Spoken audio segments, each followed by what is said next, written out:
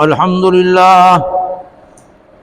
لله نحمده ونستعينه ونستغفره ونؤمن به ونتوكل عليه ونعوذ بالله من شرور أنفسنا ومن سيئات أعمالنا من يهده الله فلا مضل له ومن يضلله فلا هادي له ونشهد أن لا إله إلا الله وحده لا شريك له ونشهد أن سيدنا وسندنا وحبيبنا محمدا عبده ورسوله أما بعد فأعوذ بالله من الشيطان الرجيم بسم الله الرحمن الرحيم قال رب اشرح لي صدري ويسر لي أمري واحلل عقدة من لساني يفقهوا قولي واجعل لي وزيرا من أهلي هارون أخي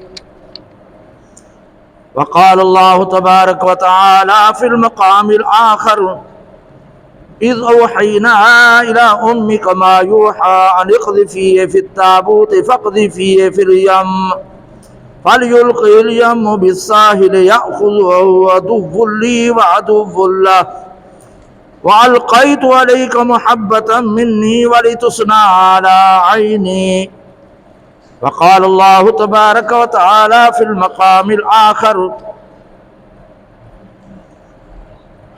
إنا قد أوحي إلينا أن العذاب على من كذب وتولى قال فمن ربكم يا موسى قال ربنا الذي أعطى كل شيء خلقه ثم هدى صدق الله العظيم اللهم صل على سيدنا مولانا محمد وعلى آل سيدنا ومولانا محمد وبارك وسلم عليه میرے نہایت ہی محترم مکرم دوستوں بزرگوں نوجوان ساتھیوں، میں نے آپ کے سامنے 16 پارہ سورۃ طٰہٰ کی چند آیاتیں تلاوت کی ہیں۔ ان آیات کے اندر اللہ رب العزت نے حضرت موسیٰ کا، اس کے کردار کا، اس کی دعا کا تذکرہ فرمایا ہے۔ پہلے بھی میں عرض کر چکا ہوں کہ اللہ رب العزت نے 1,24,000 کم و بیش نبی بھیجے ہیں، رسول بھیجے ہیں، اور پھر خود رب کائنات نے فرمایا کہ بعض کو بعض پر میں نے فضیلت دی ہے، تلک الرسل فضلنا بعضهم علی بعض۔ اور پھر سب سے پہلا نمبر اور پہلا مرتبہ اللہ نے محمد رسول اللہ کو عطا کیا، دوسرا مرتبہ جو ہے حضرت ابراہیم کا ہے، اور تیسرا حضرت موسیٰ کا ہے۔ اور اس قرآن مجید کے اندر جتنے انبیاء ہیں سب سے زیادہ تذکرہ حضرت موسیٰ کا ہے۔ یہاں پر بھی اسی کا ذکر ہے، پچھلے جمعے بھی کافی عرض کر چکا ہوں، اور یہاں پر اللہ رب العزت نے حضرت موسیٰ علیہ السلام کی دعا کا ذکر کیا، اور حضرت موسیٰ علیہ السلام نے دعا مانگی اور اللہ کے ہاں درخواست کی کہ قال رب اشرح لی صدری، یا اللہ جو آپ نے نبوت کا ذمہ داری مجھے دی ہے، فریضہ سپرد کیا ہے، اس معاملے کو ادا کرنے کے لیے میرا شرح صدر کر دے، دل کھول دے۔ انسان جو بھی کام کرے سب سے پہلے جو ہے نا وہ اللہ کی طرف رجوع کرے۔ یہی مسئلہ لکھا ہے علماء نے، اگر بیمار ہو جائے تو سب سے پہلے اپنے گناہوں پر استغفار کرے، پھر کوئی صدقہ کرے، پھر تیسرے چوتھے نمبر پر جو ہے نا دوائی آتی ہے، علاج معالجہ آتا ہے۔ تو جب بھی کوئی مصیبت آ جائے یا کوئی تکلیف ہو یا کوئی حاجت ہو یا چاہے خوشی کا موقع بھی کیوں نہ ہو، اللہ کی طرف رجوع کرنا چاہیے۔ اور پھر وہ جو ہے نا اللہ تعالیٰ جو ہے نا کیا کرتا ہے، مہربانی کرتا ہے، اس کی حاجت ضرورت کو پورا کر دیتا ہے۔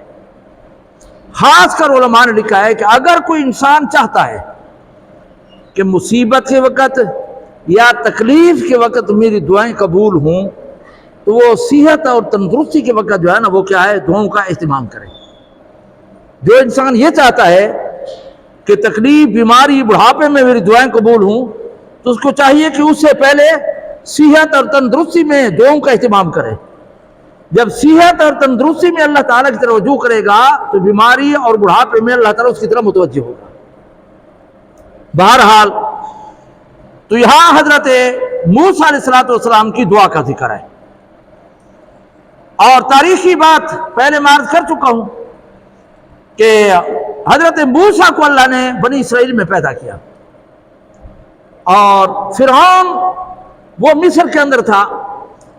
حضرت موسیٰ علیہ السلام کی قوم قبیلہ اسرائیل تھے اور بنی اسرائیل تھے، اور فرعون جو ہے نا وہ مصر میں رہتا تھا، اہل مصر جو ہے نا وہ قبطی تھے، اور پھر 400 سال تک یہ بنی اسرائیل والے قبطیوں کے نوکر اور غلام رہے، کیونکہ حضرت یوسف علیہ السلام آئے تھے، اس کے بھائی یہاں ٹھہر گئے تھے، پھر یہاں کے باشندے بن گئے، اور حضرت یوسف علیہ السلام جب فوت ہوئے تو پھر قبطیوں نے بنی اسرائیل کو غلام بنا لیا، اور 400 سال تک تاریخ کے اندر آتا ہے کہ یہ غلام بنے رہے۔ پھر اللہ نے ان کی نجات کے لیے حضرت موسیٰ کو بھیجا۔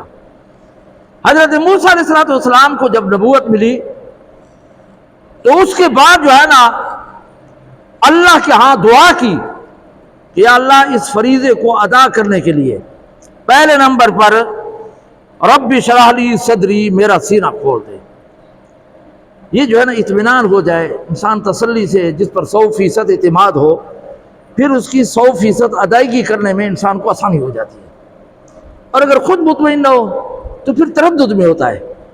تو فرمایا اس فریضے کو ادا کرنے کے لیے میں خود بھی اس پر عمل کروں اور اس فریضے کے ادا کروں، تو اس لیے میرا سینہ کھول دے، اور آگے فرمایا وَيَسِّرْ لِي عَمْرِي، جو بھی دین کا کام ہو میرے لیے آسان ہو جائے۔ یہ اللہ کی مہربانی ہوتی ہے کہ مشکل سے مشکل کام بھی آسان ہو جاتا ہے جب اللہ کی مدد ہو، اور اللہ کی مدد نہ ہو تو چھوٹا سا کام بھی جو ہے نا مشکل ہو جاتا ہے، انسان پریشان ہو جاتا ہے، الجھ جاتا ہے۔ تو حضرت موسیٰ علیہ السلام نے فرمایا وَيَسِّرْ لِي عَمْرِي، آسان کر دے میرا ہر حکم، وَاحْلُلْ عُقْدَةً مِّن لِّسَانِي، میری زبان کی گرہ کھول دے، وَاحْلُلْ عُقْدَةً مِّن لِّسَانِي، میری زبان کی گرہ کھول دے۔ اب یہ گرہ کیسے لگی، لکنت کیسی آئی، اس کے پس منظر ہے۔ فرعون کو جادوگروں نے یہ کہا تھا کہ بنی اسرائیل میں ایک لڑکا پیدا ہونے والا ہے، بچہ پیدا ہوگا، وہ آپ کی حکومت کا، آپ کی سلطنت کا زوال کا ذریعہ بنے گا۔ تو فرعون نے بنی اسرائیل کے جتنے بھی لڑکے تھے، نر تھے، ان کو قتل کرنے کا حکم دیا۔ دو روایتیں آتی ہیں، ایک روایت یہ ہے کہ فرعون نے بنی اسرائیل کے 12,000 جو ہے نا بچے ذبح کیے، اور علامہ بوری رحمۃ اللہ علیہ جن کی کتاب ہے تمیزات کے متعلق شمس المعارف، عربی کے اندر ہے 3 جلدوں میں، وہ فرماتے ہیں کہ فرعون نے حضرت موسیٰ کی قوم بنی اسرائیل کے 70,000 بچے قتل کیے، اس خوف کی وجہ سے کہ کوئی بچہ بڑا ہو کر جو ہے نا میری سلطنت کا زوال کا ذریعہ نہ بن جائے۔ اسی دوران حضرت موسیٰ کی پیدائش کا وقت آ گیا، اللہ نے اس کو پالنا تھا، محفوظ کرنا تھا، اس لیے اس کے غیبی بندوبست کر دیے۔ پہلی بات تو یہ ہے کہ جب یہ پیٹ میں آیا تو جیسے عام عورتوں کی کوئی نشانی ہوتی ہے وہ ظاہر نہیں ہوئی تاکہ کسی کو پتہ نہ چلے، پیدا بھی ہو گئے، اور پھر جو ہے نا جب خطرہ محسوس ہو اس کی والدہ کو تو بڑی ڈر گئی کہ شاید یہ بھی قتل کر دیا جائے، تو اللہ رب العزت نے فرمایا کہ اس کو صندوق کے اندر بند کر دو، دریا کے حوالے کر دو، آگے آ رہا ہے اسی قرآن کے اندر، اور والدہ نے جو ہے نا صندوق کے اندر بند کر کے دریا کے حوالے کر دیا، وہ اسی نہر کے اندر لے گیا جو فرعون کے بنگلے اور وہاں جو ہے نا وزیر اعظم ہاؤس آکوچا یا صدر مقام آکوچا جو بھی کہہ دیں ان کے اندر لے گئے، اور وہاں کے فرعون کے دھوبی یا حضرت آسیہ بیوی یا کسی اور نے پکڑ لیا، دیکھا صندوق کو کھولا تو بڑا خوبصورت بچہ تھا، تو فرعون کی اولاد نہیں تھی، لا ولد تھا، تو حضرت آسیہ جو بعد کے اندر مسلمان ہو گئی تھی، انہوں نے کہا کہ ہم اس کو پالتے ہیں، یہ ہمارا متبنہ بیٹا ہوگا، یہ متبنہ بیٹا ہوگا۔ یہ ایک علیحدہ مسئلہ ہے، پھر بات لمبی ہو جائے گی، متبنہ بیٹا بنانا اچھا نہیں ہے، اور اگر کسی نے بنا لیا تو ٹھیک ہے، لیکن پہلی بات تو یہ ہے کہ لوگوں کے یہی اظہار کرے کہ یہ میرا متبنہ بیٹا ہے، جس کو ہم کہتے ہیں ہمارا پالتو یا ساری زمانے چایا ہوا ہے، یہ نہ کہے کہ میرا بیٹا ہے، کیونکہ جھوٹ ہوگا، کیونکہ اس کا بیٹا نہیں ہے۔ پہلی بات یہ ہے کہ یہ کہے کہ میرا متبنہ ہے، پالتو ہے، اس کو اپنا بیٹا ظاہر نہ کرے، کیونکہ جھوٹ ہوگا۔ آج کئی خاندان ہیں، وہ خاندان والے بھی جھوٹ کے اندر مبتلا ہیں اور خود بھی جھوٹ کے اندر مبتلا ہے، کہتے ہیں یہ میرا بیٹا ہے، میرا بیٹا ہے، میرا بیٹا ہے، حالانکہ اس کو نطفے سے پیدا نہیں ہوا، وہ تو کسی اور کا ہے، اس نے ویسے اٹھایا ہوا ہے۔ تو پہلی بات یہ ہے کہ وہ جھوٹ کا ارتکاب نہ کرنا پڑے، اس کو متبنہ کہے۔ اور دوسری بات یہ ہے کہ اگر وہ بچہ کسی غیر قوم سے اٹھایا ہے، جب وہ بڑا ہوگا تو اس خاندان میں اس کا پردہ کرانا ضروری ہے، وہ غیر محرم ہے تو غیر محرم سے پردہ ضروری ہے۔ تیسرے نمبر پر جو ہم غلطی کرتے ہیں، اس کو اپنی وراثت کے اندر شریک کر دیتے ہیں، وہ اس کی وراثت کے اندر بھی شریک نہیں ہوگا۔ ان باتوں کا خیال کرنا چاہیے۔ تو آسیہ علیہ السلام نے فرمایا کہ ہم اس کو اپنا بیٹا بنا لیں گے، لہذا اس کی ہم پرورش کریں گے۔ اور آج حضرت آسیہ نے فرعون کو بھی کہا، اپنے خامد کو، کہ شاید بڑا ہو کر ہماری آنکھوں کی ٹھنڈک بنے۔ تو فرعون نے کہہ دیا کہ آپ کی آنکھوں کی ٹھنڈک بنے گا، میں اس کو آنکھوں کی ٹھنڈک نہیں بناتا۔ علماء نے لکھا ہے اگر یہ اسی وقت کہہ دیتا کہ میری آنکھوں کو بھی ٹھنڈک ہوگا تو اللہ تعالیٰ اس کو ایمان کی دولت عطا کر دیتا، لیکن اللہ کا فیصلہ تھا، اس نے نہیں کہا۔ تو جب یہ بڑا ہوا، کھیل رہا تھا، تو ایک مرتبہ فرعون کی داڑھی سے پکڑ کر کھینچا، اور ایک روایت کے اندر آتا ہے تماچا بھی مارا۔ فرعون کے کان کھڑے ہو گئے کہ یہ بچہ جو ہے نا خطرناک محسوس ہوتا ہے، کہیں ایسا نہ ہو کہ یہ وہی بچہ نہ ہو کہ جادوگروں نے جس کے متعلق کہا ہے۔ اس نے کہا میں قتل کرنا چاہتا ہوں۔ حضرت آسیہ نے کہا نہیں، یہ نادان ہے، نہ سمجھ بچہ ہے، اور نہ سمجھی کی وجہ سے اس نے جو ہے نا یہ بات کی ہے، دیدہ دھنستہ جان بوجھ کر آپ کو تھپڑ نہیں مارا، آپ کی داڑھی نہیں کھینچی۔ اب یہاں پر یہ بھی ہے کہ فرعون کافر تھا نا، مسلمان تو نہیں تھا نا، لیکن داڑھی مکمل تھی اس کی، اور تاریخ کے اندر آتا ہے وہ سونے کے جو ہے نا پانی چڑھاتا تھا داڑھی پر خوبصورتی کے لیے۔ یہ شاعر اسلام میں سے ہے اور حضور کی سنت ہے، داڑھی رکھانا۔ تو فرعون کی بھی داڑھی تھی کہ اتنی تو تھی نا کہ پکڑا، یہ چھوٹی نہیں تھی، یہ چھوٹی تو ہاتھ میں نہیں آتی نا، بڑی داڑھی تھی تو ہاتھ میں آئی نا۔ جیسے کہ حضرت موسیٰ کے متعلق آتا ہے، جب قوم جو ہے نا بدعت کے اندر پڑ گئی تھی، شرک کے اندر، حضرت ہارون کی داڑھی سے پکڑا اور کھینچا، تو انہوں نے فرمایا تھا کہ وَلَا تَأْخُذْ بِلِحْيَتِي، وہ اتنی بڑی تھی، ہاتھ میں آ گئی تھی نا۔ تو اس سے معلوم ہوتا ہے کہ داڑھی بڑی اور مشت سے زیادہ اور مشت برابر ہونی چاہیے، تب سنت ادا ہوگی، اس سے کم نہیں ہوگی۔ اور یہ جو ہے نا مرد کی نشانی ہے، مرد کی۔ اسلام سے پہلے بھی فرعون تھا یا ابو جہل تھا، ان کی مکمل داڑھیاں تھیں، مکمل داڑھیاں تھیں۔ اس لیے جو ہے نا فرعون کی داڑھی کو پکڑا اور کھینچا تو فرعون کے کان کھڑے ہو گئے کہ کہیں یہ وہی لڑکا نہ ہو جو ہے نا ہماری سلطنت کے زوال کا ذریعہ نہ بنے۔ کہا کہ میں قتل کرنا چاہتا ہوں۔ انہوں نے کہا کہ نہیں، یہ بچہ نہ سمجھ ہے، یہ نہ سمجھی کی وجہ سے ایسا کیا ہے، دیدہ دنستہ یہ کام نہیں کیا۔ تو عرض یہ کر رہا تھا کہ پہلی بات کہ داڑھی رکھنا یہ مرد کی نشانی بھی ہے اور ہماری شریعت کے اندر سنت رسول بھی ہے۔ علماء نے ایک مسئلہ لکھا ہے کہ اگر کوئی کسی کو غلطی سے قتل کر دے تو کتنا دیت دینا ہوگا؟ 60 اونٹ۔ اور وجود کے اندر جو 4 اعضاء ہیں، 2 اعضاء ہیں، دو آنکھیں 2 ہیں یا نہیں؟ اب اس کو ایک کو کوئی اگر آنکھ نکالے گا تو 50 اونٹ دینا ہوگا، دونوں نکالے گا 100 اونٹ دینا ہوگا۔ 2 کان ہیں، اور اگر کوئی ان کو کاٹے گا تو 100 اونٹ دے گا، ایک کو کاٹے گا تو 50 اونٹ دے گا۔ یہ جو ہے نا انگلی جو ہے نا کیا ہے؟ 10 ہے۔ اگر کوئی ایک انگلی کاٹ دے کسی کی تو 10 اونٹ دے گا دیت کے طور پر۔ اگر پورا ہاتھ کاٹ دے، یہ 2 ہاتھ ہیں تو 50 اونٹ دینے ہوں گے. اور جو چیز وجود کے اندر ایک ہے، زبان ہے، ناک ہے، ہاں شرمگاہ ہے، اگر کوئی کسی کی کاٹے گا تو پورا 100 اونٹ دیا دے گا. اور اسی پر جو علماء نے لکھا ہے، کوئی کسی کی داڑھی کھینچ لے، جی میں ساری زبانیں پٹ گلے اور پھر دوبارہ وہ پیدا نہ ہو، کسی کی داڑھی کھینچ لی اور دوبارہ پیدا نہیں ہوئی، شریعت کہتی ہے کہ داڑھی کھینچنے والے کو 100 اونٹ دیا دینا ہوگا. کیوں؟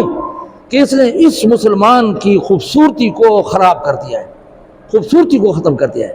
تو داڑھی کیا ہے؟ مسلمان کی خوبصورتی ہے.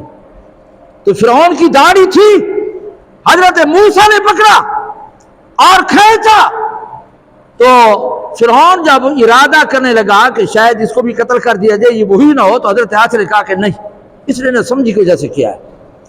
تو فرعون نے کہا اچھا امتحان لیتے ہیں، ایک ٹرے کہہ دیں، برتن کہہ دیں، ایک ٹرے تو جو ہے نا انگارے رکھے، اور ایک ٹرے کے اندر موتی جواہرات، ایک برتن کے اندر جو انگارے اور ایک برتن کے اندر ہاں موتی جواہرات. حضرت موسیٰ کو جو ہے نا کہا کہ اگر یہ چلا گیا انگارے کی طرف تو نادان ہوگا، اور اگر یہ چلا گیا موتی جواہرات کی طرف تو پھر یہ عقل مند ہے، پھر اس کو قتل کریں گے. تو علماء نے لکھا ہے کہ حضرت موسیٰ علیہ السلام موتی جواہرات کی طرف جا رہے تھے، حضرت جبرائیل نے ہاتھ پکڑا اور انگاروں پر رکھ دیا. حضرت موسیٰ نے انگارہ اٹھایا، زبان پہ رکھا، اور زبان زخمی ہوگی، جس کی وجہ سے لکنت پیدا ہو گئی، جس کی وجہ سے لکنت پیدا ہو گئی تھی. وہی لکنت تھی کہ 100% معافی ضمیر ادا نہیں کر سکتے تھے، 100%. ہاں کامل طور پر وہ جو ہے نا اپنا معافی ضمیر ادا نہیں کر سکتے تھے، اور لکنت تھی. نبوت مل گئی تو اللہ رب العزت کے ہاں درخواست کرتے ہیں کہ یا اللہ تو جو ہے نا مہربانی فرما، تو جو ہے نا کیا کر، مہربانی فرما کہ واحلل عقدۃ من لسانی، میری اس زبان کی لکنت کو دور کر دے، اس زبان کی لکنت کو دور کر دے. یفقہوا قولی، تاکہ میں اپنی بات ان کو سمجھا سکوں. یہ بھی اللہ کا فضل ہوتا ہے کہ ایک آدمی اچھے طریقے پر بات سمجھاتا ہے، ایک نہیں سمجھا سکتا، یہ بھی اللہ کی عطا ہے. وَاجْعَلْ لِي وَزِيرًا مِّنْ أَهْلِي، اور میرا جو ہے نا ایک وزیر اور نائب بھی بنا دے. وزیر وزرا، بوجھ اٹھانے والا. تو بادشاہ کی جو نائب ہوتے ہیں نا وہ بوجھ اٹھاتے ہیں بادشاہ کا، اس لیے اس کو وزیر کہتے ہیں. فرمایا میرا بھی ایک نائب، میرا خلیفہ، میرا وزیر بنا دے. اور من اہلی، میرے خاندان میں سے، کیونکہ جو اپنا ہوتا ہے وہ جتنا خیرخواہی کرتا ہے غیر نہیں کرتا. اور فرمایا ہارون آخی، اس کے لیے میں منتخب کر رہا ہوں ہارون اپنے بھائی کو. یہ حضرت ہارون علیہ السلام عمر کے لحاظ سے حضرت موسیٰ سے بڑے تھے، لیکن نبوت حضرت موسیٰ کو پہلے ملی، بعد کے اندر ہارون کو بھی مل گئی. تو اپنا ہارون جو ہے نا بھائی مانگا کہ یہ میرا مددگار، میرا خلیفہ، میرا نائب، میرا معاون، یہ جو ہے نا یا اللہ بنا دے. وَأَشْرِكْهُ فِي أَمْرِي، وہ ہمارے اس مشن اور کام کے اندر میرا شریک ہو، میرا جو ہے نا معاون ہو. كَيْ نُسَبِّحُكَ كَثِيرًا وَنَذْكُرَكَ كَثِيرًا، تاکہ ہم آپ کی تسبیح، آپ کا ذکر ہم زیادہ کریں. اس پر علماء نے لکھا ہے کہ دعوت و تبلیغ کے ساتھ ذکر اذکار ہوگا تو تبلیغ مؤثر ہوگی ورنہ نہیں ہوگی. دعوت و تبلیغ کے ساتھ ذکر ہوگا تو اللہ کی مدد و نصرت آئے گی، مؤثر ہوگی، ورنہ اتنی مؤثر نہیں ہوگی. فلہذا انسان جس کی چیز کا داعی ہو، بہتر ہے کہ خود بھی عمل کرے.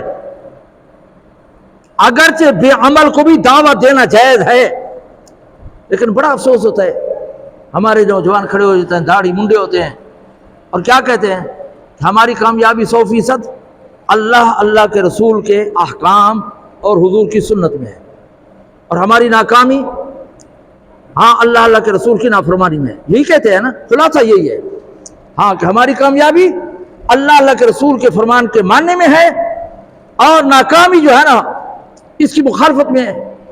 لیکن ہم خود سنت پر عمل نہیں کرتے تو کیا اس کہنے کا اثر وہ ہوگا؟ نہیں ہوگا. یعنی اعلان کرنے والے کو خود یقین نہیں ہے پیغمبر کی سنت کی کامیابی پر جس کی دعوت دے رہا ہے، فلہذا داعی کے لیے ضروری ہے کہ وہ عمل کرنے والا بھی ہو اور ذاکر بھی ہو، ذکر کرنے والا بھی ہو، تعلق مع اللہ رکھتا ہو، پھر جو ہے نا اس کے اندر کیا ہوگی، اثر ہوگا، اس کے اندر جو ہے نا وزن ہوگا، اور پھر جو ہے نا وہ آگے قبول کرے گا۔ تو یہاں پر حضرت موسیٰ علیہ السلام نے یہی فرمایا کہ ہم آپ کی تسبیح بھی کریں گے اور آپ کا ذکر بھی کریں گے زیادہ، اور ذکر کو جو ہے نا اتنا کہا گیا ہے کہ ذکرن کثیرا، زیادہ کرو۔ حدیث کے اندر آتا ہے اتنا کرو کہ لوگ تمہیں پاگل کہنے لگے، دیوانہ کہنے لگے، اور ہر موڑ پر ہاتھ کارول زبان یارول، ہاتھ تو کام میں لگا ہو، زبان جو ہے نا کس میں ہو، وہ اللہ کے ذکر میں ہو۔ اور ذکر کے لیے کوئی مسجد کا ہونا ضروری نہیں، کوئی تقوی، کوئی طہارت کا ہونا ضروری نہیں کہ وضو ہو تو ذکر ہو ورنہ نہ ہو۔ علماء نے مسئلہ لکھا ہے کہ ذکر ایام ماہواری کے اندر عورت بھی کر سکتی ہے، جنبی حالت میں بھی مرد کر سکتا ہے، اجازت ہے، قرآن نہیں پڑھ سکتے۔ باقی جو ہے نا ذکر ناپاکی کی حالت میں بھی کیا جا سکتا ہے، لہذا اس کی بھی عادت ڈالنی چاہیے۔ حدیث کے اندر آتا ہے جس طرح زندگی گزارو گے موت اسی طریقے سے آئے گی، اور جس حالت میں تم مرے اللہ کے ہاں اسی حالت میں کھڑے کیے ہو جاؤ گے۔ بڑے خوش قسمت ہیں وہ لوگ جو سجدے میں، رکوع میں، مسجد کے اندر تلاوت کرتے ہوئے فوت ہو جاتے ہیں۔ ہاں کتنے خوش قسمت ہیں، اور بدقسمت ہے وہ انسان جو ڈاکے چوری زنا کے اندر مارے جاتے ہیں۔ اللہ کیا جواب دیں گے؟ لہذا انسان کو خاتمہ ایمان کی بھی دعا کرنی چاہیے، اللہ میں کامل خاتمے پر ایمان خاتمہ فرما، کامل ایمان پر خاتمہ فرما، یہ دعا کرنی چاہیے، آخرت کی فکر کرنی چاہیے۔ اس لیے اللہ نے فرمایا وَلَا تَمُوتُنَّ إِلَّا وَأَنْتُمْ مُسْلِمُونَ، تم نہ مرو مگر مسلمان ہو کر۔ علماء نے لکھا ہے کہ موت تو انسان کے ہاتھ بس کی نہیں ہے، اللہ نے فرمایا تم مسلمان ہو کر مرو۔ تو علماء نے لکھا ہے کہ ہر وقت نیکی کرتے رہو، جب موت ہے تو نیکی کی حالت میں، اس لیے اللہ نے فرمایا وَلَا تَمُوتُنَّ إِلَّا وَأَنْتُمْ مُسْلِمُونَ۔ تو یہاں پر اللہ رب العزت نے حضرت موسیٰ کا تذکرہ فرمایا کہ اس نے دعا مانگی اور فرمایا اِنَّكَ كُنْتَ بِنَا بَصِيرًا، اے اللہ تو ہی ہماری حالت کو دیکھنے والا ہے، ہر جگہ حاضر ناظر، ہر چیز کا واقف، ہر چیز کو جاننے والا، دیکھنے والا رب کائنات ہے۔ اللہ نے کیا فرمایا وَلِلَّهِ غَيْبُ السَّمَاوَاتِ وَالْأَرْضِ، غیب اور حاضر سب چیزوں کا علم میں رکھتا ہوں۔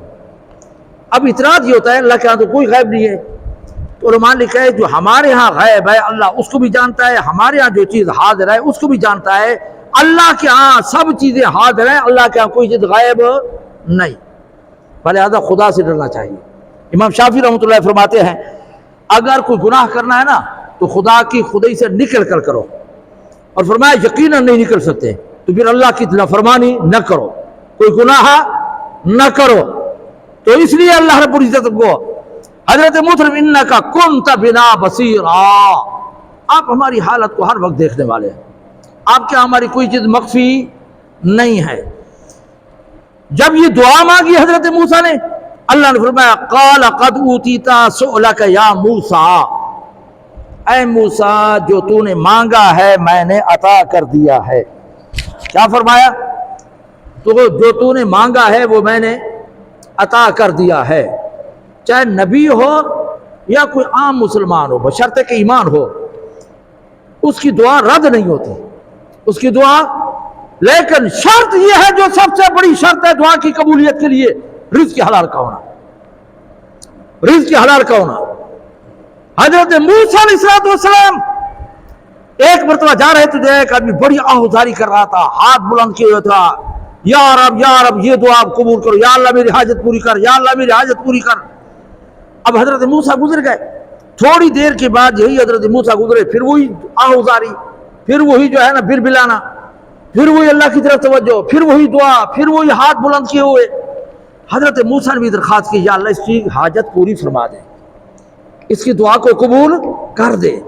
اللہ نے فرمایا موسیٰ اس کی دعا قبول نہیں ہوگی، اگر یہ آہوزاری کرتے کرتے ہلاک ہو جائے، مر جائے، ہاتھ بلند کرتے کرتے اس کے آسمان تک پہنچ جائے، اس کی دعا قبول نہیں ہوگی کہ اس کا کھانا پینا رزق حلال کا نہیں ہے۔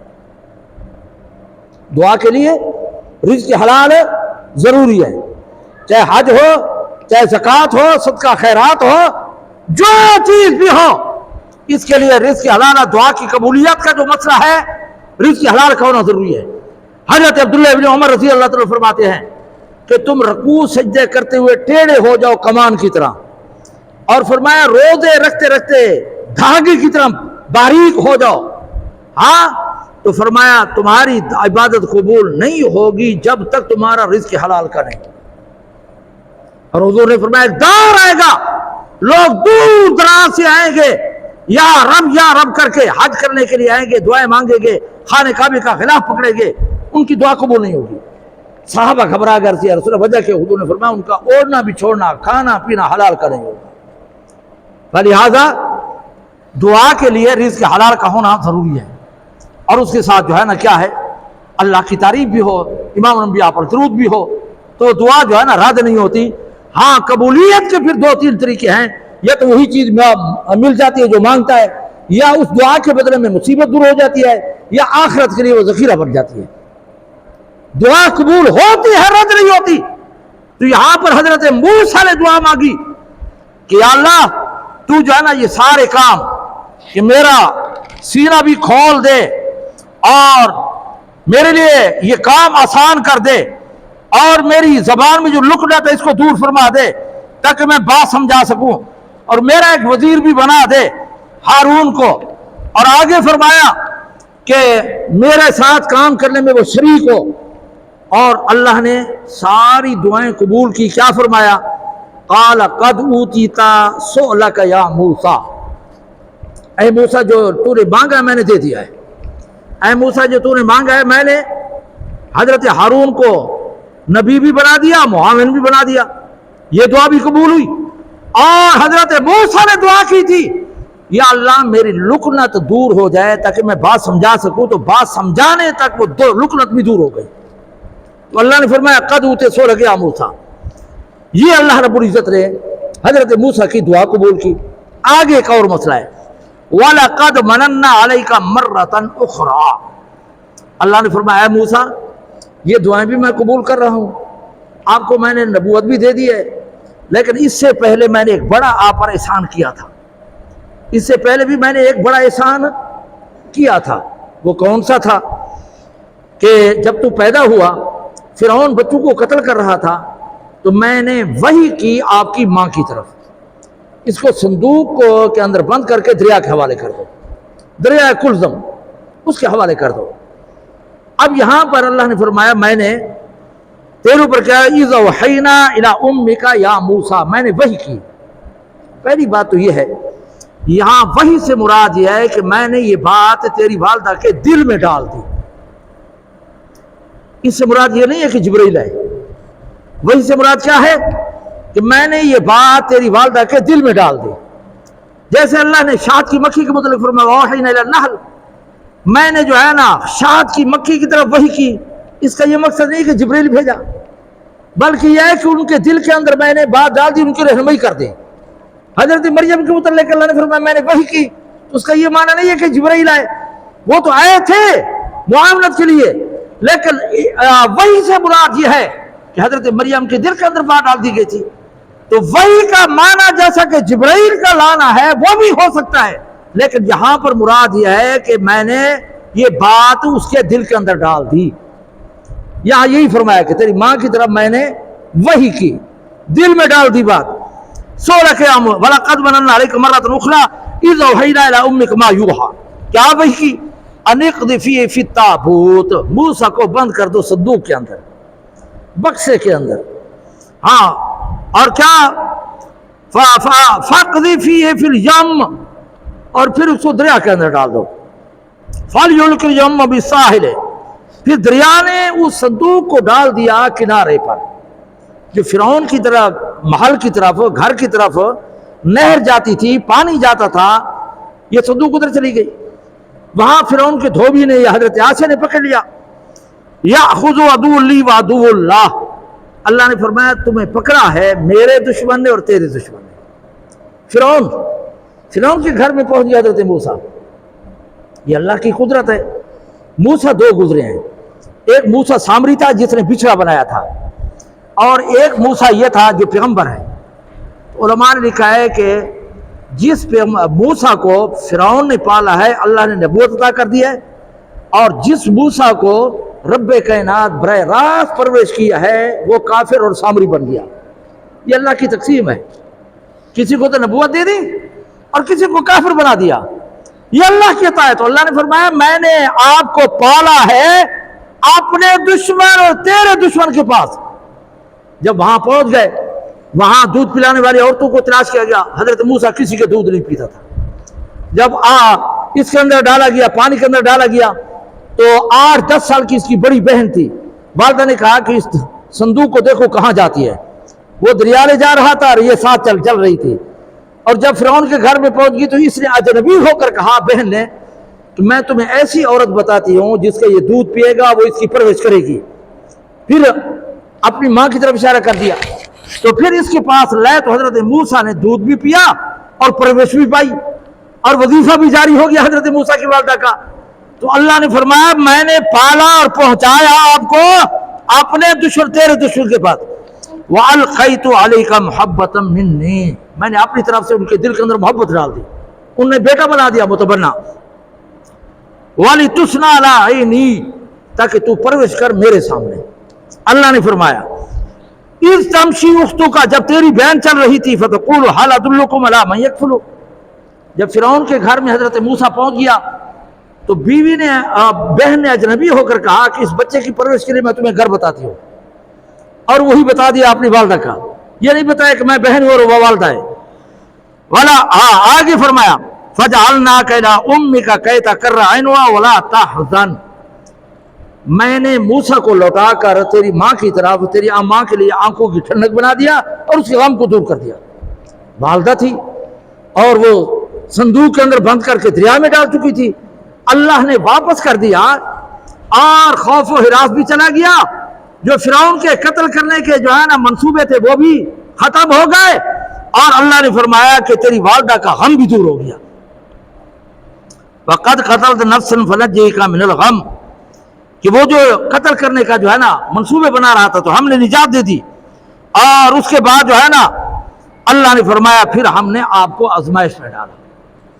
फ़लबिस्त फ़ीना फ़ी अहली मदयन, हजरत मूसा को फरमाया कि फिर अल्लाह ने फरमाया मैंने आपको आजमाया।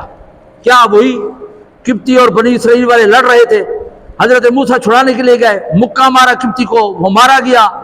हजरत मूसा दूसरे दिन गए तो फिर वही बनी इसराइल वाला शख्स वो लड़ रहा था, तो पहले उसको डांटा कि तुम कल भी लड़ रहे थे आज भी लड़ रहे हो। तो उसने फौरन कह दिया कि तुम मुझे कत्ल करना चाहते जैसे कल कत्ल किया है। वो राज अफशा हो गया।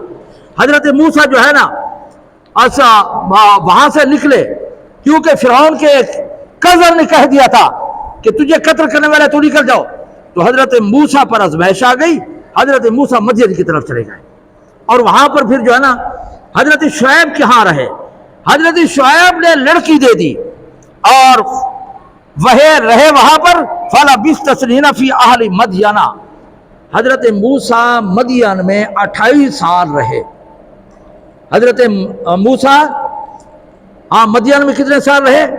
28 साल। 10 साल बकरी चलाई, 18 साल वैसे रहे, और जब 40 साल के हो गए तो नबूवत मिल गई। और फिर नबूवत के बाद अल्लाह ने फिर मिस्र की तरफ भेजा कि जाओ 400 साल से जो है ना आपकी कौम बनी इसराइल गुलाम बनी हुई है, इसकी निजात का जरिया बनो, इसकी खलासी का आजादी का जरिया बनो। समझ आ गई है ना? 400 साल तक नियुक्ति ने गुलाम बना रखा बनी इसराइल को। हजरत मूसा अलैहिस्सलाम ने वहां 8 साल गुजारे और 10 साल बकरियां चराई और फिर उसे वापस आ गए। यहां पर एक मसला है।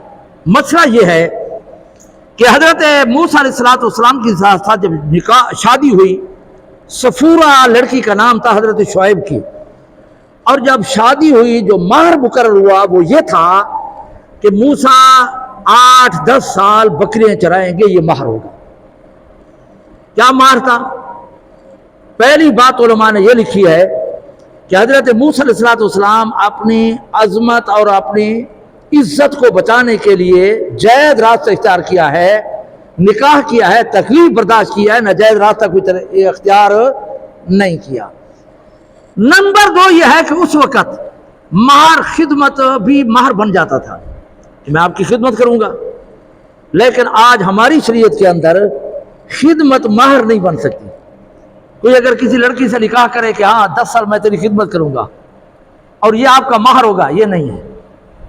ہماری شریعت کے اندر خدمت کو مہر بنانا جائز نہیں، ہر حال میں مہر دینا ہوگا، معجل یا معجل، جلدی یا دیر سے، لیکن دینا ہوگا۔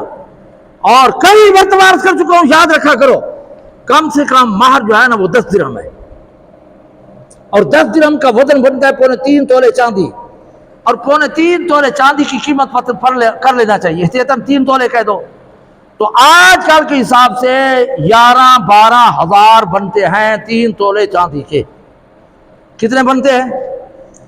11-12 ہزار بنتے ہیں، تو اس سے کم مہر نہیں ہونا چاہیے۔ کئی مرتبہ نکاح پڑھانے میں جب گئے ہیں تو وہ فارم پہلے لکھ چکے ہوتے ہیں، جی مہر کتنا ہے، کہ جی عرض نویس آ کے 6,000 رکھو چاہو۔ ہمارے جو ہے نا عرض نویس مفتی بن جاتے ہیں، 6,000 جو ہے نا یہ مہر نہیں بنتا ہے، شرعی مہر مقرر کرنا چاہیے۔ تو آج کل کے دور کے اندر کم سے کم کتنا مہر ہونا چاہیے؟ 11-12 ہزار، اس طرح 15,000 رکھو، سے اوپر رکھو نیچے رہو، سمجھ آ گئی ہے نا۔ اگر کوئی مہر فاطمی وہ رکھنا چاہتا ہے، مہر فاطمی جو حضرت فاطمہ کا تھا، بھلے رکھے، کوئی گناہ نہیں ہے، اس سنت کو بھی زندہ کرے۔ حضرت فاطمہ کا جو مہر تھا وہ 131 تولے چاندی، 131 تولے 4 ماشے، یہ حضرت فاطمہ کا جو ہے نا مہر تھا، اور 131 تولے 4 ماشے چاندی وزن بنتا تھا۔ آج اگر کوئی اتنا رکھنا چاہے تو رکھ سکتا ہے۔ اور تاریخ اسلام کے اندر سب سے زیادہ مہر کس کا ہے؟ یہ چیزیں ہمیں یاد کرنی چاہیے یار۔ آج جو ہے نا کرکٹ کھیلنے والوں کے نام اور اس کے جو ہے نا شجرہ نسب ہمیں یاد ہے، ہاں صحابہ کی بیٹوں کا نام معلوم نہیں ہے، اور حضور کے جو ہے نا ازواج مطہرات کا پتہ نہیں ہے، حضور کی بیٹیوں کو پتہ نہیں ہے، ہاں شرعی مسائل معلوم نہیں ہے۔ آج ہم بڑے دعوے دار بنتے ہیں محبت رسول کے، نہیں پتہ کتنی شادی تھی، حضور نے 11 شادی کی، 2 لوڈیاں تھی، 13 تھی، 2 بیوی حضور کی زندگی میں فوت ہو گئی، باقی 9 وہ جو ہے نا بعد کے اندر فوت ہوئی ہے۔ اور ایک بیوی حضرت خدیجہ الکبریٰ مکے میں ہے، دوسری بیوی میمونہ وہ صرف ایک مقام ہے مکے سے دور، یہاں ہے، باقی سب بیوی ہیں جنت البقیع کے اندر ہے۔ اور سب سے آخری بیوی حضرت ام سلمہ،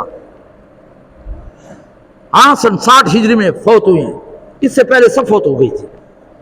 تو میں عرض یہ کر رہا تھا کہ ان چیزوں کی ہمیں معلومات کم سے کم، حضور کے بیٹے معلوم ہونے چاہیے، حضور کی بیٹیوں کے نام معلوم ہونے چاہیے، ازواج مطہرات کے نام معلوم ہونے چاہیے، ان کی سیرت معلوم ہونی چاہیے، ان کے مہر کا اور شادی کا جو ہے نا یہ تاریخ ہمیں معلوم ہونی چاہیے۔ ہماری کمزوری ہے، پوری زندگی گزر گیا، حضور کا شجرہ نسب معلوم نہیں، نام معلوم نہیں۔ علماء نے لکھا ہے کہ حضور کی 5 پشتوں تک نام یاد رکھنا ہر انسان پر واجب ہے۔ محمد بن عبداللہ آخر تک 5 پشتوں تک نام یاد رکھنا ہر مسلمان کے لیے واجب کا درجہ رکھتا ہے، لیکن ہمیں نہیں معلوم۔ تو میں عرض یہ کر رہا تھا کہ تاریخ کے اندر سب سے زیادہ مہر جو تھا وہ حضرت ام حبیبہ کا ہے، حضور کی بیوی ہے، حضرت امیر معاویہ کی بہن ہے، حضرت ابو سفیان کی بیٹی ہے، سب سے زیادہ مہر اس کا ہے۔ یہ مسلمان ہو گئی تھی، اس کا جو ہے نا خامد بھی مسلمان ہو گیا۔ جب مکے میں جو ہے نا تکلیف ہوئی تو ان کو حبشہ کی طرف ہجرت کا حکم ہوا، اور جب حبشہ میں گئے تو حضرت ام حبیبہ کا نام اس کا رملہ تھا، ام حبیبہ کا نام رملہ تھا، اور اس رملہ نے جب حبشہ کے اندر گئی تو اس کا خامد عیسائی ہو گیا، اور اس نے اس کو بھی ترغیب دی کہ آپ بھی صحیح ہو جائے. اس نے کہا نہیں, اس نے خامت کو چھوڑ دیا. اس کے بعد حضور اکرم صلی اللہ علیہ وسلم کا پیغام نکاح گیا تو یہ خوش ہو گئی. اس نے بڑے تحفے تحائف دیے پیغام لانے والے کو, سونے چاندی کے زیورات دے دیے کہ آپ نے مجھے جو ہے نا اچھی طرح جو ہے نا پیغام دیا ہے, پیغمبر کی طرف سے پیغام آ گیا ہے. اور شاہ حبشہ نے نکاح پڑھایا تو اس کا جو مہر تھا وہ 400 دینار سونا. کتنا تھا؟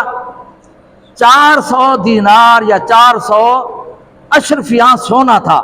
اور ان کا وزن بنتا ہے 150 تولہ سونا. اگر کوئی اس سنت کو بھی عمل کرنا چاہے تو جی بسم اللہ, اس پر بھی عمل کرنا چاہیے.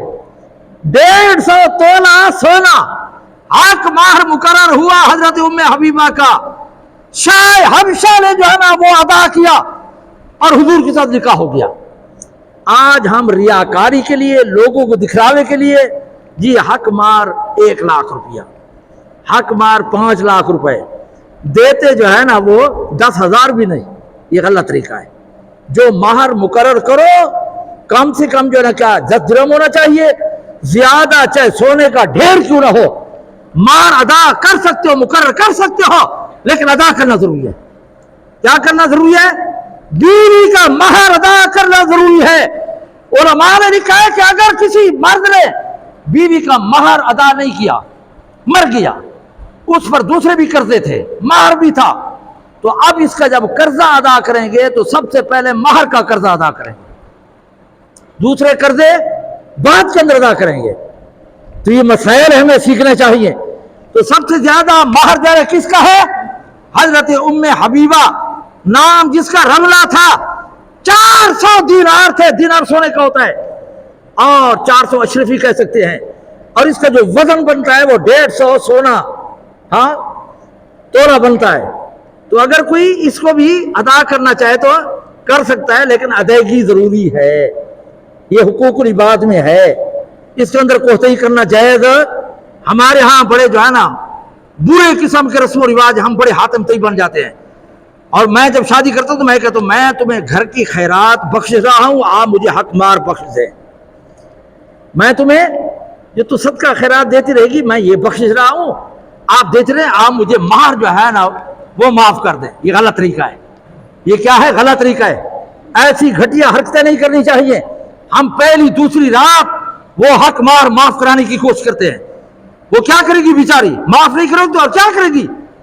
پہلی رات دوسری رات لڑ تو نہیں سکتی, فلہذا اس کو مہر دیا جائے, وہ قبضے میں لے لے, پھر 2 دن بعد, ہفتہ بعد, مہینہ بعد, 6 مہینے بعد, سال بعد وہ اگر واپس کرے تو پھر کھا سکتے ہو, پھر جائز ہے.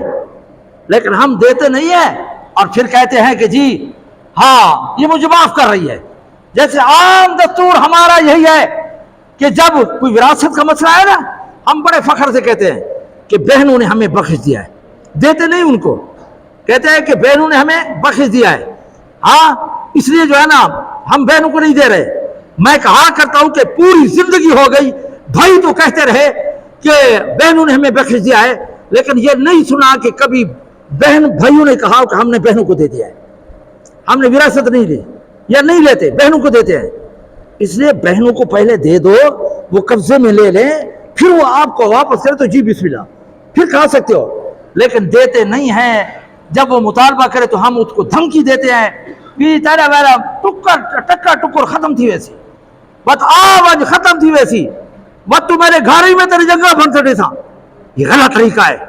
جو اللہ نے عورت مرد کا وراثت کے اندر حصہ مقرر کیا ہے وہ اس کو ضرور ادا کرنا چاہیے. تو عرض یہ کر رہا تھا کہ حضرت موسیٰ علیہ السلام نے یہاں پر کیا کیا؟ جو مہر مقرر تھا وہ ادا کیا ہے خدمت کی صورت میں. 10 سال بکریاں چرائی یا نہیں؟ کوتاہی تو نہیں کی نا, مہر ادا کیا ہے. اس سے ہمیں سبق ملتا ہے جو مہر مقرر کیا جائے وہ ادا کرنا چاہیے. اور آگے اللہ نے فرمایا ثم جئت علی قدر یا موسیٰ واصطنعتک لنفسی اذهب انت واخوک. اللہ نے فرمایا میں نے تمہیں نبوت عطا کر دی ہے, تو اور تیرا بھائی فرعون کے پاس جاؤ اور وہاں جا کر اس کو معجزات دکھاؤ. فقولا قولا لینا, خیر خی کے جذبے کے ساتھ، نرمی کے ساتھ اس کو دعوت دو، لعلہ یتذکر او یخشی، شاید کہ وہ نصیحت کو حاصل کر جائے یا ڈر جائے۔ تو پھر اس کے بعد حضرت موسیٰ نے کہا، دونوں نے کہا، حضرت موسیٰ حضرت ہارون نے، قالا ربنا اننا نخاف ان یفرط علینا، یا اللہ ہم اس سے ڈرتے ہیں کہ ہم پر زیادتی نہ کرے، کوئی جو ہے نا ظلم نہ کرے، ان یفرط علینا، یا سرکشی نہ کرے۔ اللہ نے فرمایا لا تخافا، نہ ڈرو، انی معکما، میں تمہارے ساتھ ہوں، اسمع و ارا، میں تمہاری باتیں سن رہا ہوں اور تمہیں دیکھ رہا ہوں۔ اور فاتیا، پھر یہ دونوں آئے فرعون کے پاس، وقولا، دونوں نے کہا، انا رسول ربک، ہم رب کی طرف سے نبی بھیجے گئے، فارسل معنا بنی اسرائیل، بنی اسرائیل کو تم چھوڑ دے، تو غلامی سے آزاد کر دے، ولا تعذبہم، ان کو عذاب کے اندر نہ ڈال، ان کے بچوں کو قتل نہ کر، قد جئتک بآیۃ من ربک، ہم نشانیاں لے کر آئے ہیں رب کی طرف سے، اصحاب معجزہ لے کر آئے ہیں، ید بیضاء لے کر آئے ہیں، ان العذاب علی من کذب وتولی، عذاب ہوگا اللہ تعالیٰ کا اگر آپ نے تکذیب کی، آج کس نے نہ مانا تو۔ قال فمن ربکم یا موسیٰ، فرعون نے کہا تیرا رب کون ہے؟ حضرت موسیٰ نے کہا رب الذی اعطی کل شیء خلقا، جس نے پوری کائنات کو بنایا، جس نے ثم ہدا، پھر ہدایت دی، ہر ایک چیز کو پیدا بھی کیا، چاہے جانور ہے یا انسان ہے۔ اب جانور کا بچہ پیدا ہوتا ہے، پھر اس کو ہدایت کرتا ہے نا اللہ تعالیٰ، وہ دودھ کی جگہ بھی پہچان لیتا ہے، پیتا بھی ہے، اور ماں پیار بھی کرتی ہے، حفاظت بھی کرتی ہے، ہدایت ہے یا نہیں ہے؟ اللہ نے ہر ایک چیز کو ہدایت دے دی۔ قال فما بال القرون الاولی، فرعون نے کہا کہ جو پہلے مر گئے آپ کو نہیں مانا، اس کا کیا حال ہوگا؟ قال علمها عند ربی فی کتاب، حضرت موسیٰ نے فرمایا ان کا معاملہ خدا کے حوالے ہے، ان کا معاملہ خدا کے حوالے ہے، وہ جانے خدا جانے، لا یضل ربی ولا ینسیٰ، اللہ نہ بھولتا ہے نہ اللہ تعالیٰ کی کوئی چیز دور ہے۔ الذی جعل لکم الارض مہدا، اللہ وہ ہے جس نے زمین کو بے چھونا بنایا، وسلک لکم فیہا سبلا، ان گھروں میں زمین میں راستے بنا دیے، ورنہ عریض وسیع و عریض زمین ہے، لیکن جہاں بھی جانا چاہیں وہاں راستے ہیں۔ اور آگے فرمایا وازواجا، ہر ایک چیز کو جوڑا جوڑا بنایا، وانزل من السماء ماء، اور پھر جو ہے نا زمین و آسمان سے پانی برسایا اور خوراکیں پیدا کی، ورعوا انعامکم، گھاس پیدا کیا، تمہارے جانور پیتے ہیں، کھاتے پیتے ہیں، ان فی ذالک لآیات لأولی النہی، یہ تمام چیزیں نشانیاں ہیں عقل مندوں کے لیے۔ نہا کسے کہتے ہیں؟ عقل مند کو۔ عقل کسے کہتے ہیں؟ برائی سے روکنے والا، برائی سے روکنے والی چیز۔ عقل جو ہے نا کیا ہے؟ وہ ہوگی جو عقل برائی سے روکے گی، وہ عقل مند ہوگا۔ جو برائی سے نہیں روکتا گویا کہ یہ عقل مند بھی نہیں ہے، یہ جانور ہے۔ نہا کسے کہتے ہیں؟ عقل مند کو۔ اور علماء نے لکھا ہے کہ صبر کسے کہتے ہیں؟ فرمایا صبر اسے کہتے ہیں کہ نفس عقل پر غالب نہ آ جائے۔ عقل نہ کیا کہتے ہیں؟ صبر کسے کہتے ہیں؟ کہ نفس عقل پر غالب آ کر ناجائز کام نہ کرائے۔ اگر عقل غالب رہا تو پھر کیا ہے؟ یہ انسان ہے، فرشتہ ہے، اور اگر خواہشات غالب آ گئی تو پھر جانور ہو گیا۔ امام غزالی رحمۃ اللہ نے لکھا ہے کہ اللہ نے 3 قسم کی مخلوق پیدا کی، فرشتے جن کو عقل دیا ہے خواہشات نہیں دی، اور حیوان جن کو خواہشات دی ہیں عقل نہیں دی۔ انسان کو پیدا کیا، عقل بھی دی ہے، خواہشات بھی دی ہیں۔ امام غزالی کہتے ہیں ہر انسان اپنا جائزہ لے لے، اگر عقل غالب ہے تو یہ فرشتہ ہے، اگر خواہشات غالب ہے تو جانور ہے۔ ہر انسان کو اپنا جائزہ لینا چاہیے۔ اللہ تعالی ہمیں عقل سلیم نصیب فرمائے۔ وآخر دعوانا الحمدللہ رب العالمین۔